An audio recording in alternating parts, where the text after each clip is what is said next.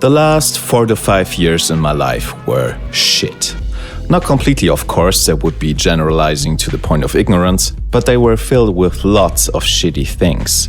The deaths of close family members, breakups of long-term relationships and friendships, as well as traumas knocking on my door, either being inflicted upon me by others or evolving from the consequences of my own stupid behavior.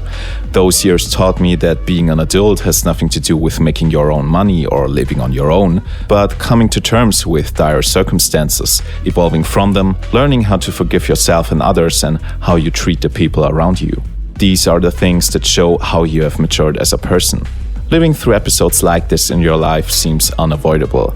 Everyone suffers or struggles during a transitional period sooner or later. The question doesn't seem to be if times like this will hit one, but when they do, how to deal with them. And a lot of people, myself included, turn to their favorite media in order to find some peace and solace when life decides that it's time now for one of its shitty bits. We maybe don't feel completely alone with our problems or even see a chance to heal a little when we consume stories that are not exactly our own, but are relatable as they seem to mirror what we live through during these stressful times. I, for myself, have always gravitated towards media that is mostly serious in text and subtext, so since my teenage years I've been surrounded by stories, pictures and impressions that are sad, existential or even disturbing sometimes. Movies, books, music or games that are of this kind can be very strong and powerful in the delivery of their subject matter, or at the very least they can seem very strong. And because of that I was drawn to them in my earlier years. However, the raw emotional power they are conveying has become eerily relatable now, in contrast to being merely fascinating before. So when I turned back to some of my old favorites, the emotions and concepts displayed before me was no longer abstract, but sadly had become concrete. So as I worked through my misery backlog, I felt strangely understood. Seeing the complex emotional states of the characters and the terrible events they were going through and how they were affected by them was a great way of acknowledging that pain like this exists outside of my personal experience, and because of that, I didn't need to feel alone with it. And while this was an important first step to engage with the things that bothered me, it was not the best way of venting them, I guess. In order to do that, I didn't need to see my own predicaments mirrored, but to forget them for just a moment so that I could catch my breath. Therefore, I took a look back at things that would simply make me laugh, smile, and feel a little warm inside. And what could provide that were things like this. These may lack the gravitas that other media provide in text and subtext, but they sure make you feel what you're lacking in a moment when you're scraping at the bottom of the barrel. Take these two guys for example, Yoshi and Kirby.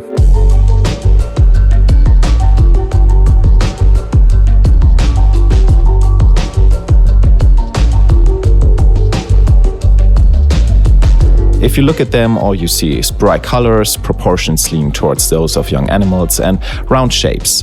One of them is literally a pink circle with eyes. All you hear from them are cute, adorable noises and squeaky sounds. Everything in their design is meant to invoke a feeling of cuteness and wholesomeness. They are basically the audiovisual design equivalent of kitten and puppy videos. And that translates to their portrayed characters as well. They are non-sexual, non-violent, they don't have complex emotions, only simple effects at best, and they are simple-minded in their approach to everything. Someone ate Kirby's cake, someone stole Yoshi's fruit. That alone is enough motivation for them to go out and have an adorable adventure. Even if higher stakes than food are introduced, like Yoshi's friends getting kidnapped or a cosmic horror creature invading Dreamland again. Our little dinosaur and Puffball remain happy-go-lucky in their quest to solve their respective problem.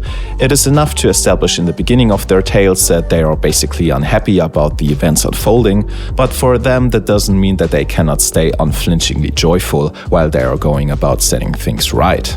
It's refreshing to immerse yourself in a world that is governed by characters like this and functions with a very concentrated, easily understood set of rules. Seeing how unfazed Yoshi and Kirby are by the dangers they encounter, how unrelentingly positive they stay, not because they force themselves to do so, but simply because they just are, is quite a stark contrast to the grimmer, edgier, or simply more complex portrayals we usually are meant to relate to in media. And even if those two would emote things like fear or anger in the face of adversary, said adversary is actually a far cry from being a visual signifier of terror, to be honest. Or does this look like this to you? The goal and basis of designing something that is adorable and wholly unthreatening not only relates to the protagonists of these two franchises, but to their enemies as well. Their shapes are also leaning heavily towards roundness, only with minor exceptions to the rule like spikes, angry eyebrows, or some teeth that break up the visual communication of the inability to hurt something. Everything in these games, in these fictional universes, conveys cuteness in its visuals and wholesomeness in the simplicity of its characters. These are worlds where no one is actually meant to get hurt, even though all you do for the entire time is devouring everything in your path. Still, there is no cruelty to be found here.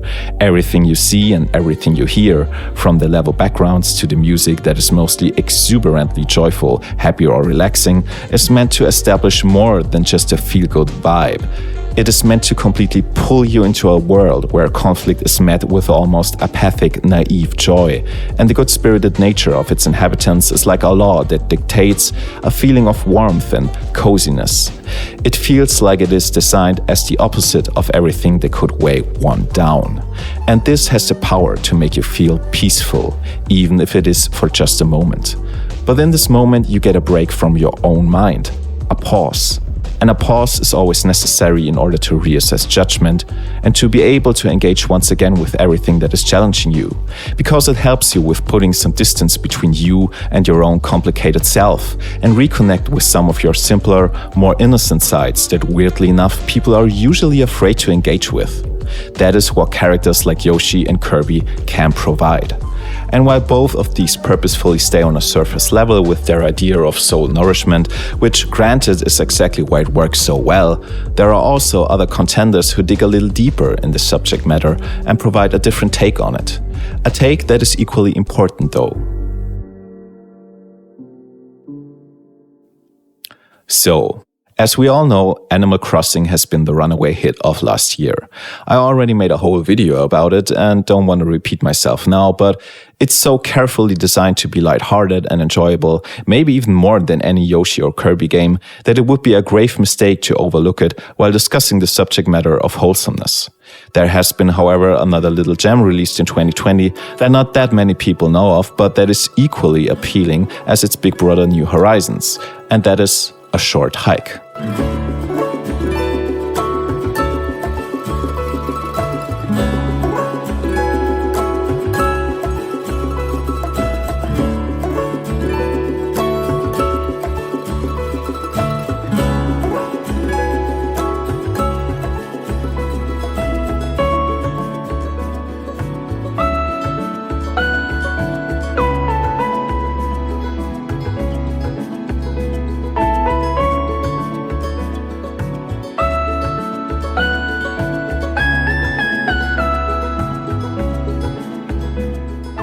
A Short Hike has nothing in common with Animal Crossing concerning its mechanics, its gameplay, and even the function of its narrative. What the two have in common though is their vibe. You play the bird Claire that is spending a couple of days at her aunt's place on a small island, and you decide to take a hike up its mountain called Hawk Peak. And that's it. On your way, you meet the other inhabitants of the island, campers, other hikers, and all in all, just a charming bunch of little critters. The magic, same as in Animal Crossing, is that no one is behaving outright antagonistic towards you. Sure, there are characters like the wall-climbing enthusiast who clearly identifies too much with his hobby, or the student who has to make some money in a shady way in order to scrape enough cash together to pay a student loan, but you don't clash with these people. You more or less simply encounter them, so to say. The game is not hung up on creating conflict through these interactions. All they do is adding character to the world as you explore what this little isle has to offer. And so you simply take in the low poly views, chat with their inhabitants with their simple but sharply crafted design, and immerse yourself for 2 hours into a world that is not wholly devoid of any tension but constantly friendly and welcoming. No negative vibes here. And just like Claire is taking a holiday there, you do as well during the time you spend as her. It is pretty clear that the intention of the developers is to make you forget whatever is bothering you and to give you an escape if you need one. As Claire is driving through the pitch-black night on the title menu, we are getting ready to leave our dark surroundings with her and spend some time in a different world. A world that is kind and light. At least, that is one way to read it. The title-giving hike, though, offers itself readily as a metaphor for overcoming hardships, climbing over your worries, and persevere through to the end. Because while Claire's story, or that of any of the other characters, doesn't get especially dark or troublesome, there still are elements in this game that show that everyone has their own pack of problems and insecurities that they have to deal with. However, those never take center stage. To the contrary, it is the helpful attitude of Claire herself, the openness of a lot of the other characters you encounter, and not at least the visual beauty of the low-fidelity nature, as well as the adventurous but at the same time soothing soundtrack that promote first and foremost a refreshing feeling of warmth, comfort, and friendliness. In this case, it is not achieved only through cuteness, but because there are more serious tones under the surface that the feel-good energy of the title can play off of and shine all the more brighter because of it. This interplay of a textual and subtextual push and pull is an effective premise to invoke positive emotions while at the same time giving the player the feeling that he's being taken seriously. While some may not be able to engage or identify with media like the Yoshi or Kirby franchises because of their lack of subtext combined with their child-friendly design philosophies, games like A Short Hike certainly won't raise one of your eyebrows the same way. Another game that doubles down on this approach while at the same time standing firmly in the ancestral line of Nintendo's mascot IPs is Chibi-Robo.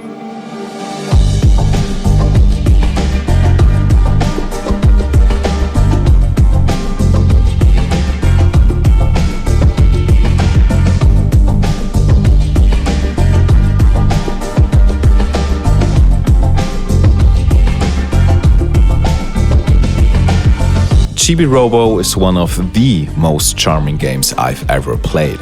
Its aesthetics put cuteness to the forefront but have a lot of style at the same time. Everything is bright and colorful, but crafted with such an eye for detail and boldness in the use of its palettes and patterns that it is as stunning to look at as it is heartwarming to maneuver through this world. While it may give off phenomenally endearing vibes, its charm doesn't come from those aspects alone. It originates more from how its wholesome package is contrasted with darker, mature themes and motives that weave through its characters, story and world. But let's start from the beginning. You are a little robot, and your main objective is to spread as much happiness as you can while you're helping out the household of the Sandersons. The Sandersons are a colorful bunch of characters. The father of the house is a sandal-wearing goofball that is obsessed with toys, while the daughter thinks she's a frog and doesn't only dress like one but articulates like one as well. And while this is undeniably adorable, it is not played off as simple quirkiness to add to the slightly bewildering, yet comfy atmosphere. Because while you clean the house, you find books with open invoices, showing that the family has money problems. And when you sit down with the hardworking Mrs. Anderson, she complains to you that her husband doesn't seem to grow up, spending money that they don't have on all of his toys, and that she does not know how to get through to her child, afraid that her daughter grows up to be a weirdo. She's a woman that is trying her best to keep everything together, but in the end feels estranged from her own family, and that the pressure of surviving, making ends meet and ensuring that life goes on for all is solely resting on her shoulders. Chibi-Robo is full of moments like that, once the game peels back its layers of cuteness. Jenny, the frog daughter, sits alone at night in front of her parents' bedroom, crying. She explains to Chibi-Robo that she's so worried about the fact that her parents don't sleep together in the same room anymore that she's unable to move. And thus her eccentric demeanor reveals itself at that specific moment as a coping mechanism of a child that is simply afraid of its parents divorcing from each other. You also discover very soon that not only the family members have their own personal struggles, but that this extends to the toys that come to life when no one is around as well. They also fight with hardships like unrequited love, the realization that your best times are behind you, or the self-blame for making a mistake that cost someone else dearly. Through sequences like this, your quest to spread happiness isn't just a theme that fits nicely into a game that looks at first glance like it is all about popping colors, soft aesthetics, and idiosyncratic humor, but it actually becomes meaningful. Chibi-Robo shows that no matter how happy someone or something may seem superficially, if you peel back the colorful layers of joy, there is also always a weight hidden beneath them that everyone seems to have to carry around at one point in their life. But adding this mature and complicated view to the exuberant charm and sweetness inherent to its design philosophies, Chibi-Robo shows that wholesomeness in itself can be bittersweet, but has all the more value to it exactly because of that. It is the bright side to the little bit of darkness that everyone has to carry around with them, and is ultimately so pure because, like the game shows us, it is nothing more than just a simple act of being unselfishly kind to others. So whenever I play a game like this, or a Yoshi or a Kirby game, that is also exactly the feeling that is being conveyed to me as a consumer. I feel like I engage with something that is meant to make others happy, that is meant to make me happy as well, something that a group of people worked hard for to create in order to spread some joy and put a smile on someone's face. Sure, you can approach this cynically like everything else and concentrate on the fact that these are products meant to make a profit after all. But as someone who creates media myself as a job, I can guarantee you that there are creatives working at Nintendo, at Pixar, everywhere that do care about what they make. That is, for example, why I believe without a second of a doubt when the creator of Yoshi's Woolly World says that his ambition was from the get-go to craft something that people were simply happy to own. Because we as people are not exclusively screwed up, bitter, or egotistical, even if we come to that conclusion during one of these stressful periods when life decides to get shitty. But we can also be kind, unselfish, and wholesome as well, not only the art we produce or consume. And that's why games and media in general like this have so much value, to remind us of that. That is the value of wholesomeness.